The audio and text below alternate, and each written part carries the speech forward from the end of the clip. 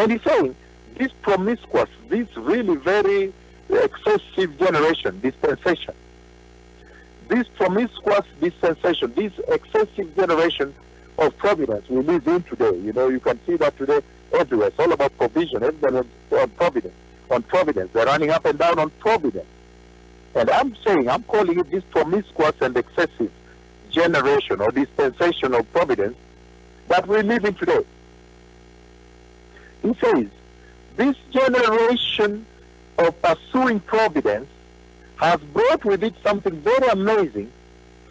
It is a generation that has not encouraged righteousness. It is a dispensation that has not encouraged righteous men to pursue righteousness, to continue living in righteousness. That is what the Lord is raising in Matthew 25, verse 13. That's why he's saying, please, preparedness. Why? Judgment is coming. And he's raising that, please, keep watch. Why? Because if you look at this generation of providence, this dispensation of providence that we live in, where all are indeed occupied with providence, then Matthew 25:13 becomes very key in alerting a warning. He says, this generation of providence has been characterized by the following. He says, characterized by a lifetime in which we see righteous men and women being afflicted, being tormented. In other words, you can call it being destituted, becoming destitute. I just wanted to use only those three demonstrations of what's happening today to the righteous. Why the Lord raised forth Matthew 25, verse 13? Because of what is happening to the righteous today. Anybody that tries to pursue righteousness today, you will quickly find that you are being afflicted, you are being tormented, and you are being destituted. By who? By the wicked persons, the wicked population. You find that the wicked, it is as though this dispensation has allowed, has permitted, because of the occurrences of this time we live in. It is as though anyone that pursues righteousness, this dispensation has permitted the wicked to triumphantly ride over their heads. Meaning, this dispensation has put together some modalities, some instruments that makes it easier for the wicked to really triumphantly ride over the heads of the righteous and surely go indisputed. Nobody will dispute it. You know, nobody will come and fight it. That is why the Lord raised forth the tower of Matthew 25, verse 13 as a warning. Because if you look at this generation and this dispensation which is characterized with providence, go to school, get a degree, get a certain job. Go to this, do this, get a certain job. Even in church, today you find pastors who solely open churches as a way of providence, as a way of finding a livelihood and a living, other than a calling. And you see those who go to study what to become what. Everybody is looking for a job. Everybody is looking for occupation, some kind of work to do, so that they can provide for themselves. And it has become so brutal that there is heartlessness and heedlessness. They don't care.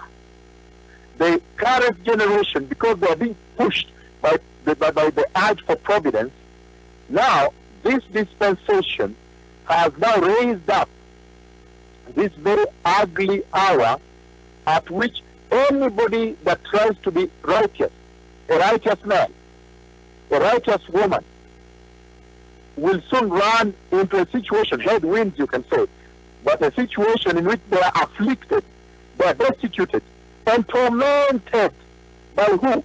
By the unrighteous. Because when you look at the laws that operate at this hour, it is as though these laws have been raised to be able to facilitate the wicked to triumphantly ride over the heads of the righteous, and that may go undisputed. Nobody should dispute that. And that's why the Lord raised forth Matthew 25, verse 13, to rebuke this, to rebuke this occurrence. Why the light today favors the wicked, trampling over the heads of the righteous.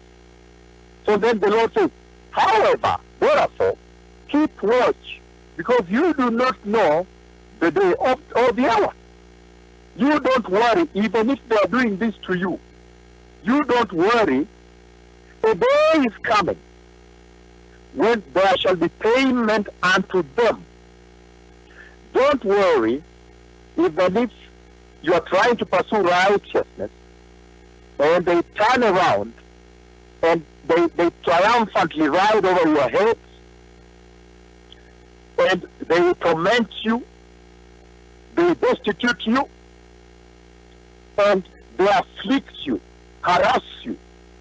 He says, don't worry in this Matthew 25:13. Why? Because he says, a day is coming when all men will have been summoned to appear before the righteous throne of God. And so he says, this Matthew 25:13 essentially rebukes the current state of the affair. The current state of the affair, where the righteous cannot survive, stands rebuked. And that's in Matthew 25:13. That's why the Lord raised it up to encourage the pursuit for righteousness within this dispensation of providence, where everybody is pursuing